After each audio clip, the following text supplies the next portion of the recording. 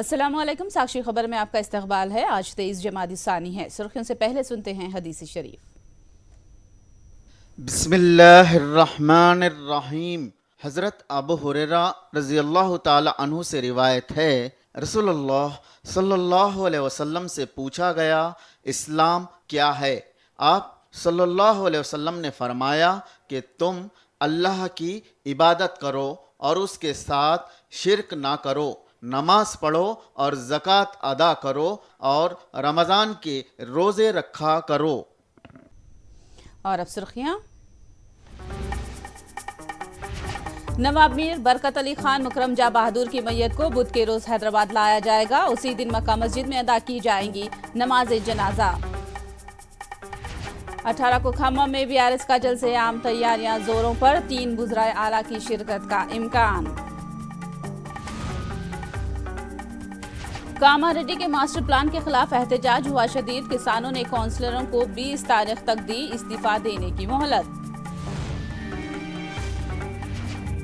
जालंधर से राहुल की भारत जोड़ो यात्रा का दोबारा आगाज। पंजाब के बाद यात्रा पहुंचेगी कश्मीर।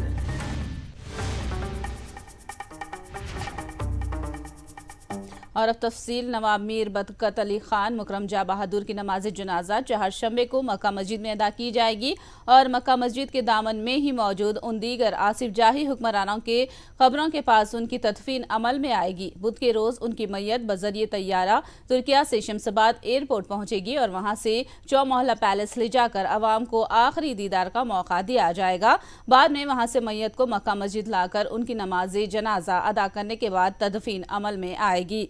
याद रहे, नवाब मीर बरकत अली खान मुकरम जा बहादुर ने वसीयत की थी कि उन्हें हैदराबाद में ही दफन किया जाए, इसीलिए उन्हें तुर्किया से इंतकाल होने के बाद हैदराबाद लाया जा रहा है। मक्का मस्जिद में उनकी खबर तैयार की जा रही है।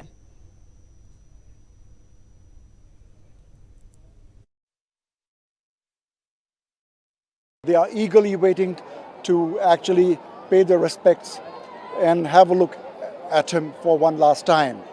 When he arrives at Shamshabad airport, from there we would be driving down to Chaur Mahalla Palace, the Darbar, the heart of the Nizams of Hyderabad, and that is where the body will be, laid at rest, and Hyderabadis and people from all over would come in to pay their respects, have a look at their Nizam for one last time, after which the body would be moved in the ceremonial manner, the way it used to happen always, to Makkah Masjid, and this is where the Nizam would be buried beside his father. Apart from the first Nizam of Hyderabad, who was buried in Aurangabad, we have 5 rulers of the Asif Jahi dynasty buried out here and some other members of the family. So Walashan Mukarram Jah Bahadur probably on Wednesday would be brought in over here for the last rites. His son and daughter would be flying with him. Princess S. Raja, who is presently in Hyderabad, is organizing everything out here to see to it that the people, he wanted to come back to his people. सारे हिंदुस्तान के लोग इस गम में बराबर के शरीक हैं और हम अल्लाह ताला से दुआ करते हैं कि हमारे 8वें निज़ाम को अल्लाह मग़फ़िरत और जन्नत के आला से आला मुकाम पे दर्जा अता फरमा और जो है इंशाअल्लाह ताला ये जो है पाएगा कि प्रिंसेस वगैरह सब आए हैं। आज जो है मक्का मस्जिद में प्रिंस की तदफीन के लिए पूरे डिमार्केशन किए हैं, जहाँ पे उन्होंने वसीयत किया था उसी मुकाम को जो है डिमार्केशन किए हैं और वो इंशाल्लाह जो है काम आज रात से ही शुरू हो जाएगा। और हमारी तरफ से जो है तमाम जो है जितने भी लोग हैं उन सबका मैं शुक्रिया अदा करता हूँ। और एक ख़ास बात मेरी मारूज़ा है कि जुलूस जनाजे में बिल्कुल बहुत ही इत्मीनान से और अखलाक के साथ बहुत ही जो है उससे जो है आला हज़रत को लेकर आया जाए। यहाँ पे किसी किस्म की कोई गड़बड़ ना हो। इंशाल्लाह पुलिस का पूरा बंदोबस्त रहेगा और जो है पीसफुल तरीके से मुझे उम्मीद है कि जो है ना चौमल्ला पैलेस से होते हुए, लाड़ बाज़ार से होते हुए इधर से आएंगे।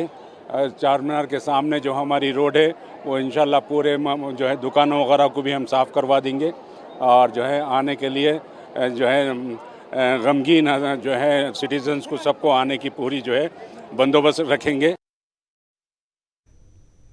निज़ाम खानदान ने तेलंगाना को हर महाज में तरक्की याफ्ता बनाने में कोई कसर बाकी न रखी। निज़ाम खानदान ने तालीम, तिब, ट्रांसपोर्ट, आबी निज़ाम, सड़क, रेलवे, हाई कोर्ट तमाम सहूलतें फराहम की है। The contribution of the family is remarkable. I mean, you look at everywhere and you see, every corner of Hyderabad, state of Telangana, you see, unparalleled combination unparalleled combination in various ways, in medical science, in health, education, water, that, Hyderabad was self-sufficient for how many years? Nearly about 100 years, everything. We have this beautiful hospital right here. We have the Osmania Hospital. We have the High Court, and so many beautiful mosques and temples and churches. This is what Hyderabad was all about, and I'm sure Hyderabad will always be about all this, particularly, respect to one and all, and I'm sure that will continue always. Khammam में इस महीने की 18 तारीख को मुनाकिद होने वाले BRS के जलसे-ए-आम के लिए बड़े पैमाने पर तैयारियां की जा रही हैं। बीआरएस में तब्दील होने के बाद पार्टी का ये पहला इजलास है, इसीलिए इस इजलास को काफ़ी अहमियत हासिल है। तकरीबन 2 एकड़ अराजी पर जलसे-ए-आम मुनाकिद किया जा रहा है। इस जलसे-ए-आम में 3 रियासतों के वज़राए आला और बाएबाज़ु जमातों के आला कायदीन शिरकत करने वाले हैं।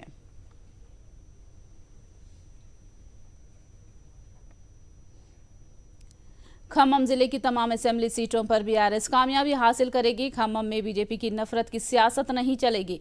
खम्मम जिले से कोई लीडर बीजेपी में शामिल होना चाहता है तो उसके लिए ये सियासी खुदकुशी साबित होगी। इन ख्यालात का इजहार रियासती वजीर हरीश राव ने पंगुलेटी श्रीनिवास रेड्डी की बीजेपी में शमूलियत पर अपना रद्द-ए-अमल दिया है। జెండా కేసీఆర్ గారి ప్రభుత్వమే మళ్ళీ వస్తది, ఖచ్చితంగా కేసీఆర్ గారి ప్రభుత్వమే వస్తది।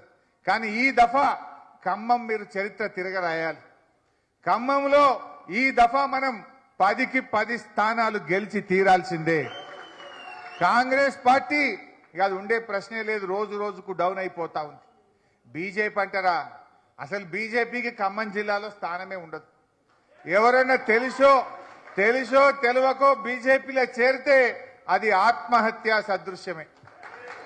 బీజేపీలో చేరడం అంటే తమ గొయ్యి తాము దవ్వుకోవడమే। ఖమ్మం జిల్లాలో బీజేపీ మొలకెత్తాదే? ఇది పోరాటాల గడ్డ, ఎర్ర జెండాల పార్టీలు ఏలిన గడ్డ, ఉద్యమాల గడ్డ। ఈ ఖమ్మంలో ఈ మతతత్వ పార్టీలకు స్థానం ఉండదు। మతతత్వ పార్టీలు ఈ ఖమ్మంలో తాము మనుగడ సాధించలేరు, వాళ్ళు ఇక్కడ గెలుపు అసలే సాధించలేరు। ఖమ్మంలో ముమ్మాటికి అభివృద్ధికి పట్టం కడతారు, ధర్మం వైపు న్యాయం వైపు నిలబడే జిల్లా ఈ ఖమ్మం జిల్లా అని చెప్పి నేను మనవి చేస్తా ఉన్నా। तेलंगाना हुकूमत के वजीर पी अजय कुमार ने सनसनीखेज रिमार्क किया है। उन्होंने कहा कि 5 साल में जब भी इंतखाबात आते हैं तब उनके खिलाफ एक मखसूस ग्रुप झूठा प्रोपेगेंडा शुरू कर देता है। उन्होंने बताया कि कुकटपल्ली से मुकाबला करने से मुताल्लिक उनके हवाले से फैल रही खबरें सरासर झूठी हैं। उन्होंने कहा कि मुखालिफिन उनसे डर कर ही गुमराह कुन खबरें फैला रहे हैं। మన ఖమ్మంలో కొంతమంది పనికిమాలిన బ్యాచ్ ఉంటుంది, వీళ్ళకి అబద్ధాలు ప్రచారం చేయడం తప్పితే వేరే ఏం చేత కాదు। వాళ్ళకి 5 ఏళ్లకు ఒకసారి నా ఎన్నికలు వచ్చినప్పుడల్లా అబద్ధాలు అల్లుతా ఉంటారు। బీజేపీ వాళ్ళకి వాట్సాప్ గ్రూపులు ఉన్నట్టు మన దగ్గర ఒక అబద్ధాల గ్రూప్ ఉంటుంది। ఈ అబద్ధాల గ్రూప్ మధ్యలో ఏం చేసిరంటే, ఈ అజయన్నను తట్టుకోవటం కష్టం, ఈయన గనక హ్యాట్రిక్ కొట్టిండంటే మన ఫ్యూజులు మాడిపోతాయి, మనకి దిక్కు దివాణం ఉండదని చెప్పి ఒక కొత్త ప్రచారం మొదలుపెట్టారు। ఏంటంటే అజయ్ అన్న అంట కూకటిపల్లి పోతాడంట, పీకటానికి పోతాడా? కూకటిపల్లి ఎందుకు పోతాడు? కూకటి వేళ్లతో అజయ్ అన్న ఇక్కడ వాళ్ళని పీకటానికి ఉన్నాడు తప్పితే ఇంత అద్భుతంగా ఖమ్మాన్ని అభివృద్ధి చేసుకొని ఇక్కడ కార్యకర్తలు, నాయకులు మీ గుండెల్లో నాకు స్థానం ఇస్తే ఇక్కడ వీళ్ళ కుంభస్థానాలు కదిలిపోయినాయి। అందుకనే ఇక్కడ వీళ్ళ కూకటి వేళ్లతో పెగిలించగలిగిన శక్తి కేవలం మన టిఆర్ఎస్ పార్టీకి అజయన్న సైన్యానికి ఉంది కాబట్టి మళ్ళా వండుతున్నారు, అబద్ధపు ప్రచారాలు వండుతున్నారు అన్నమాట. అందుకని మీరు కూడా బాగా చెప్పండి. ఇది ఏం చెప్తారంటే, మనం ఇంకా దంచాల్సిన బ్యాచ్ మూడోసారి ఉంది కాబట్టి వాళ్ళని దంచిన తర్వాత అజయన్న ఎటైనా పోతాడని చెప్పండి. कामारेड्डी में मास्टर प्लान के खिलाफ एहतजाज रुकने का नाम ही नहीं ले रहा है। टाउन के काउंसलर्स मास्टर प्लान के एहतजाज की जद में आ रहे हैं। किसानों ने 20 जनवरी के अंदर अपने ओहदों से इस्तीफा देने की काउंसलरों को मोहलत दी है, वरना मकानात का घेराव करने की धमकी दी। इसी दौरान बीजेपी काउंसलर्स रवि और श्रीनिवास इस्तीफा देने तैयार हो गए हैं। 18 जनवरी को दोनों ने इस्तीफा पेश करने का ऐलान कर दिया है, जिसकी वजह से दूसरे काउंसलरों पर भी इस्तीफे के लिए दबाव बढ़ रहा है। वरंगल और हनमकुंडा में गरीब और मुस्तहिक कारोबारी अफराद को ठेला बंडी समेत साजो सामान मुहैया किया गया। रहबर फाउंडेशन और सफा बैतुल माल की जानिब से 100 अफराद में ठेला बंडी समेत फल, सब्जियां और कारोबारी साजो सामान मुहैया किया गया।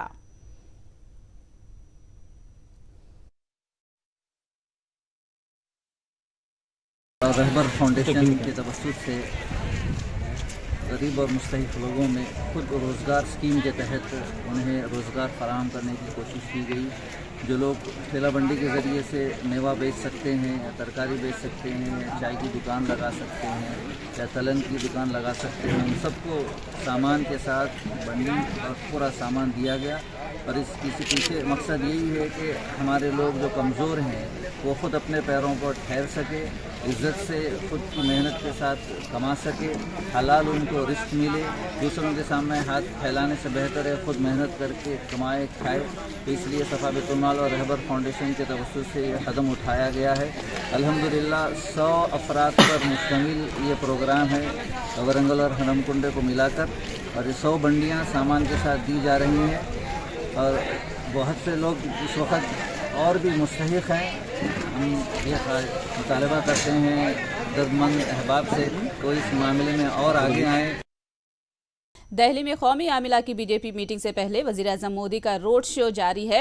आज से दिल्ली में 2 रोज़ा बीजेपी कौमी आमिला का इजलास मुनाकिद होने जा रहा है। इस इजलास के लिए बीजेपी अहदेदारों ने एजेंडा तय कर दिया है। 9 रियासतों में आने वाले इंतखाबात से मुताल्लिक़ तबादिल ख्याल किया जाएगा।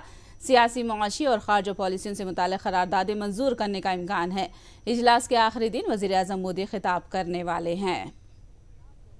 वही विश्वास पैदा करता है प्रधानमंत्री, जो अपने आप को जनसेवक कहते हैं, प्रधानमंत्री जो एक अभिभावक के रूप में हैं, वो दृश्य यहाँ पर साफ तौर से दिखाई देते हैं। और साफ तौर से ये भी दिखाई देता है कि किस तरह से प्रेम से जो लोग हैं प्रधानमंत्री का अभिवादन कर रहे हैं, और प्रधानमंत्री भी उसी स्नेह से, उसी उत्साह से उस अभिवादन को स्वीकार कर रहे हैं। जनता के बीच में जा रहे हैं और जनता के प्रेम को स्वीकार कर रहे हैं। प्रधानमंत्री नरेंद्र मोदी बेहद महत्वपूर्ण प्रधानमंत्री का ये रोड शो कहा जा सकता है।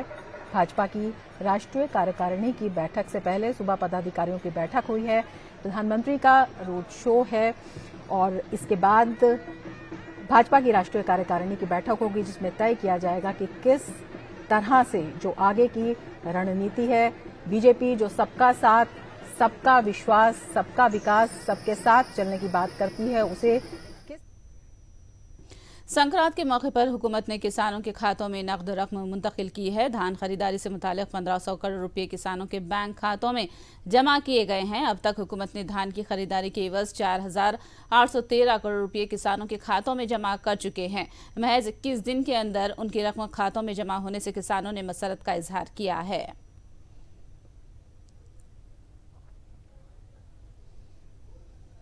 एमपी मिथुन रेड्डी की कार हादसे का शिकार हो गई। ताहम मिथुन रेड्डी हादसे के वक्त कार में सवार नहीं थे। यह हादसा अनामया जिले के रायचोटी मंडल की रिंग रोड पर उस वक्त पेश आया जब उनकी कार पोगनूर से वीराबली जा रही थी। मिथुन रेड्डी की कार का काफिला मुखालिफ सिम से आने वाली कार से टकरा गया और एमपी की कार उलट गई। इस हादसे में मिथुन रेड्डी के पर्सनल सेक्रेटरी और सिक्योरिटी जवान जख्मी हो गए हैं।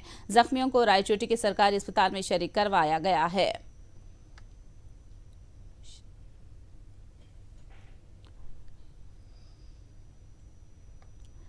सिकंदराबाद से विशाखापट्टनम नई ट्रेन सर्विस का आगाज हुआ है। वज़ीर-ए-आज़म मोदी ने नई ट्रेन सर्विस का इफ्तिताह अंजाम दिया। इस नई ट्रेन सर्विस के ताल्लुक से अवाम में ज़बरदस्त रद्दअमल देखा गया है। तेलंगाना और आंध्रा दोनों रियासतों के अवाम को ये ट्रेन सर्विस सहूलत बख्श साबित हो रही है। आरामदा कुर्सियाँ और इंटरनेट की सहूलत मुसाफिरीन को मुहैया की गई है। इसके अलावा खाना भी मुहैया किया जा रहा है। ये असरी ट्रेन 700 किलोमीटर का फासला 8.5 घंटे में तय कर रही है। हवाई जहाज से सफ़र करने वाले बेशतर मुसाफिरीन इस ट्रेन से सफ़र करने को तरजीह दे रहे हैं। अभी बैठेंगे तो मालूम पड़ जाएगा हमारा कैसा लगता है, मगर अच्छा बना है। ओके, सिक्योरिटी है, सीसी कैमरा है, वाईफाई है, सीसी कैमरा भी है, कलिंद भी नीट कलिंद है, अच्छा है, एकदम नीट कलिंद बढ़िया है। Okay sir. నేను విజయవాడ నుంచి సికింద్రాబాద్ వస్తానండి. సో వీఆర్ సో హ్యాపీ అనమాట. మనకు విజయవాడ నుంచి ఎక్కడెక్కడో నార్త్ సైడ్ నుంచి తిరిగింది. సో ఇప్పుడు మన విజయవాడకు వచ్చినందుకు మేము చాలా హ్యాపీగా ఉన్నాం. బేసిక్గా ఫ్లైట్ అంటే ఆల్మోస్ట్ మేము సిటీ నుంచి రాజీవ్ గాంధీ ఇంటర్నేషనల్ ఎయిర్పోర్ట్కి అరౌండ్ 2 hours పడుతుంది అనమాట. ఆ ట్రాఫిక్ కానీ ట్రావెలింగ్ కానీ. సో ఆ 2 hours ఎక్కడి నుంచి అరౌండ్ సిటీలోకి రావాలంటే 1 hour పడుతుంది. అరౌండ్ 3 hours ఈ ట్రావెలింగ్లోనే పడిపోతుంది. సో रिमोट वोटिंग पर सियासी पार्टियों के साथ मरकजी इंतखाबी कमीशन ने मुलाकात की है। पार्टियों के नुमाइंदों और ईसी अहदेदारों ने RVM पर प्रेजेंटेशन पेश किया है। इस इजलास में मुख्तलिफ सियासी पार्टियों ने और नुमाइंदों ने शिरकत की है। इससे मुताल्लिक़ अपनी राय जाहिर करने के लिए इस महीने की आखिर तक मोहलत दी गई है।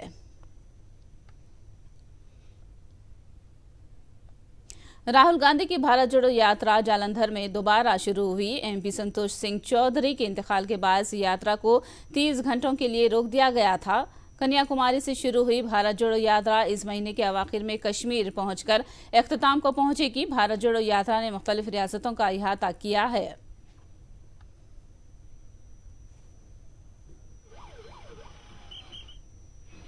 ओडिशा में जारी आलमी हॉकी कप में हिंदुस्तान और इंग्लैंड के दरमियान मुकाबला बराबरी पर खत्म हुआ है। दोनों टीमें गोल बनाने में नाकाम रही। मैच बगैर किसी गोल के खत्म हुआ।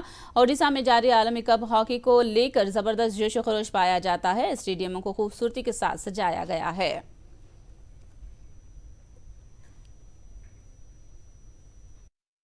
एंड पहली बार हॉकी वर्ल्ड कप ये सेकंड टाइम उड़ीसा में हो रहा है, इसलिए हम लोग बहुत एक्साइटेड हैं। एंड पहली बार उड़ीसा में हो रहा है, दैट टू इन नया stadium Birsa Munda international hockey stadium. सो हम लोग बहुत ज़्यादा एक्साइटेड हैं क्योंकि फर्स्ट टाइम ये वेस्टर्न उड़ीसा में इतना बड़ा स्टेडियम बना और उसका इनाग्रेशन कुछ दिन पहले ही हुआ। एंड अभी ये हॉकी वर्ल्ड कप चल रहा है, सो हम लोग बहुत एक्साइटेड हैं। आखिर में सुर्खियां एक बार फिर। नवाब मीर बरकत अली खान मुकरम जहाँ बहादुर की मैयत को बुध के रोज हैदराबाद लाया जाएगा। उसी दिन मक्का मस्जिद में अदा की जाएगी नमाज जनाजा। 18 को खम्मम में BRS का जलसे आम तैयारियां जोरों पर। 3 वज़राए आला की शिरकत का इम्कान। कामारेड्डी के मास्टर प्लान के खिलाफ एहतजाज हुआ शदीद। किसानों ने काउंसलरों को 20 तारीख तक दी इस्तीफा देने की मोहलत। जालंधर से राहुल की भारत जोड़ो यात्रा का दोबारा आगाज। पंजाब के बाद यात्रा पहुंचेगी कश्मीर।